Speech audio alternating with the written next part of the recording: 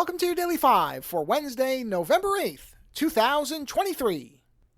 If you have been on the internet at all in the last week or so, you have probably seen the numerous stories.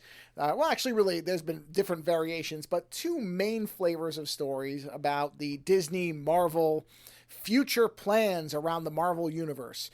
And the ones that I saw at first that popped up in a number of different places were that Marvel and Disney are reassessing their approach to making movies and television, that they are maybe not going to be doing as interconnected a universe as they were before.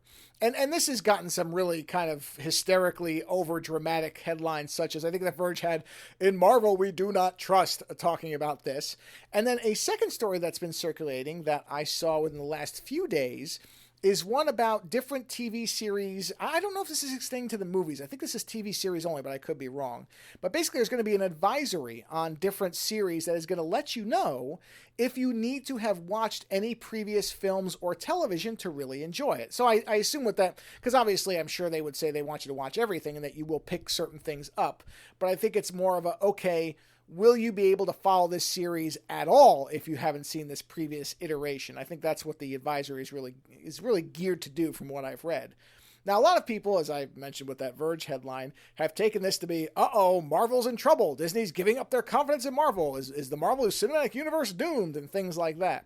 And I laugh at that because, honestly, these news stories are probably the most positive things I've heard about Marvel in a while. Now, if you've listened to the show for any length of time, you have no doubt heard me say more than once that I am utterly checked out of the Marvel Universe by and large. That's not to say I don't watch anything, but my interest level is basically starting from zero on most things because I've just become tired of exactly what apparently Disney and Marvel are realizing that people are tired of. This idea that you have to watch every single thing that comes out within the Marvel Universe to be able to understand every single other thing.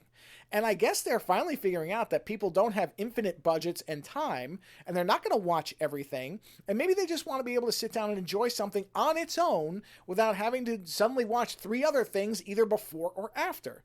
And it's also funny to me that Marvel has failed to learn a lesson for something that they did really twice very effectively. Now, they ended up in different results, but honestly, Marvel has done what they need to do now twice before, and it worked really well twice before, which is start off with individual characters, understand that they live in a world where they know of each other, but let them have movies or series that are based around themselves and not some larger threat that you have to establish immediately. If you go back and look at the original Marvel films, Captain America, Thor, Iron Man, certainly there was the idea that they were existing in a larger universe, but their stories were self-contained.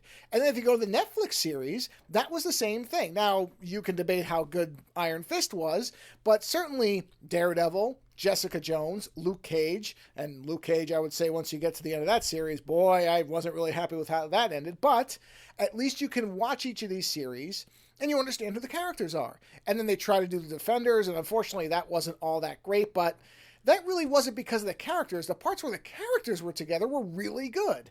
And then somehow Marvel decided that formula that had largely worked twice in two different types of formats, movies and then television or streaming, whatever you want to call it, I guess they thought, we don't need to do that anymore. We can just fast forward right past that and just have these giant interconnected universes where everything is happening all at once. And almost predictably, that's not really working out anymore. And it's because as much as people love the big, the Avengers films and Multiverse of Madness and all that stuff is great. But you also do want series that are a little bit more, or movies, that focus around a character, that are smaller scale, that you can watch and they're by themselves. And could they exist in a larger universe? Of course they can, but they don't have to. And I think that's the thing, the requirement, that it felt like everything that Marvel was doing was what was starting to grate on people. And it was a saturation overload. Again, pretty predictably. This is how things usually happen. As many people have pointed out, if you just look at Marvel Comics themselves, this exact same story is played out more than once. DC as well. So again, I don't look at these news stories as a negative. I look at them as a positive. I am really hoping that this is a serious reassessment and a recalibration of the way that Marvel does its output, because in my opinion anyway, that can only lead to better content for everybody later.